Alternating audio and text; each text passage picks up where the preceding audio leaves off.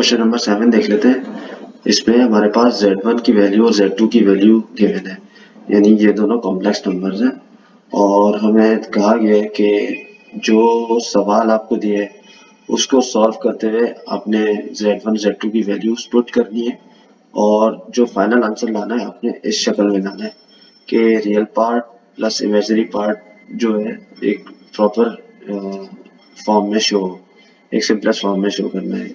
I mean to से तो इसको सॉल्यूशन को अब करने से पहले जो पार्ट 1 के अंदर आपकी रिक्वायरमेंट है उसको पहले फाइंड आउट कर लें, क्योंकि जो आपके पास गिवन है वो Z1 और Z2 की सिंपल वैल्यू है, ठीक है। और पार्ट में आप देख रहे हैं कि आपको Z2 का बार भी चाहिए, Z1 का बार भी चाहिए और Z1 ऑलरेडी आपके पास गिवन है। तो बारी बारी Z1 को तो हमने पहले वैसे ही लिख लिया। Z2 का बार निकालने के लिए आपको ऐसी बात है नेगेटिव से पॉजिटिव करना होगा, क्योंकि इमेजिनरी पार्ट की जो साइन है वो नेगेटिव है। तो Z2 को आपने Z2 के बार बनाने के लिए इसकी वैल्यू यहाँ लिख दी। Z1 का जो बार है उसमें आपने Z1 की इमेजिनरी पार्ट की साइन चेंज करके उसको यहाँ पे लिख दिया। उसके बाद फिर आपने जो आपका सवाल गिवन था उसको लेके चले Z1 into Z2 dash divide by Z1 dash. तो इसको आपने इज इक्वल टू करके पहले Z1 की वैल्यू लिखी, फिर Z2 डैश की वैल्यू लिखी, फिर नीचे Z1 डैश की वैल्यू लिखी, ठीक है। ऊपर सिंपल मैथ के जरिए आपने ब्रैकेट को ओपन किया, वो आपके सामने इसका सॉल्यूशन है।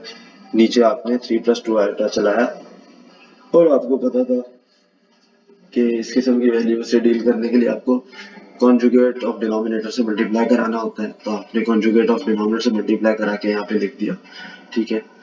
नीचे वाला जो हमारा डिनोमिनेटर है वो a plus B A minus B की को कंपेयर करते हुए a square minus B square के फॉर्मूला को शो कर रहा था, तो आपने उसको उसी तरीके से लिख दिया a square minus B square के तरीके से।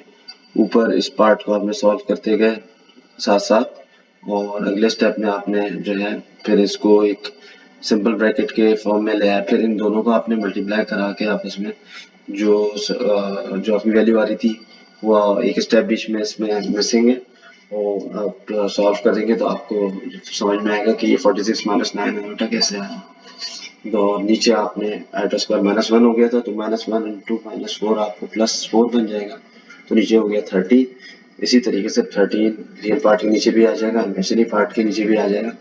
तो ये आ गया हमारे पास इसकी फॉर्म इस तरीके से, जो हमारी रिक्वायरमेंट है उसको शो कर रही है कि इन्होंने कहा था कि a प्लस आयोटा b की शक्ल में लाओ, तो हमने इसको आंसर को a प्लस आयोटा बी या माइनस जो भी साइन उसकी a और आयोटा b की फॉर्म में हम इसको लेकर आ गए।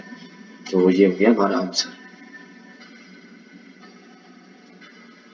पार्ट 2 देख लेते हैं। पार्ट 2 में भी आपको जो पिछले आपने Z1 डैश और Z2 डैश की वैल्यू निकाली थी उसी को पुट करते हुए आपने आगे चलाना है। जो आपने इसको रिक्वायरमेंट है उसको लिखते हुए आपने सिंपल मैथ्स के जरिए जिस तरह पिछले पार्ट में आपने किया था सॉल्व करते चले गए, और आपका आंसर इसी तरीके से रियल और इमेजिनरी पार्ट की फॉर्म में आ गया।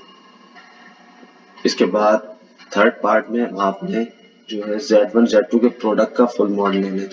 तो कोई मसला नहीं है, वो आपने पिछले 2 पार्ट्स में ही निकाला था, यहाँ हाथ के हाथ ही निकालना है। Z1 और Z2 की वैल्यू पहले आप एक साथ रख के उनको मल्टीप्लाई करेंगे, फिर उसके बाद जो है ना ये मॉड हटेगा, ये बार हटेगा।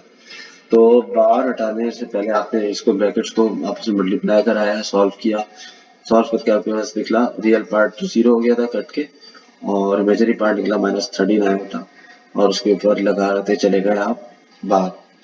अब बार हटाने के लिए आपने इसकी ज़रा नेगेटिव पार्ट की साइन चेंज की, तो ये +39 आउट हो गया, तो प्लस लिखते नहीं है, नीचे वाले 3 - 2 आउट का आपने वैसे उतारा है और मल्टीप्लाई करा दिया आपने कॉन्जुगेट ऑफ डिनोमिनेटर से, जो आप कराते हैं इस किस्म के सवाल को सॉल्व करने के लिए।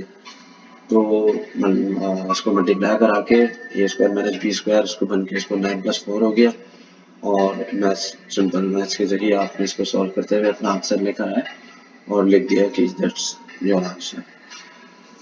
किसी भी स्टेज पे कोई चीज़ समझ में नहीं आया कमेंट में पूछ सकते हैं।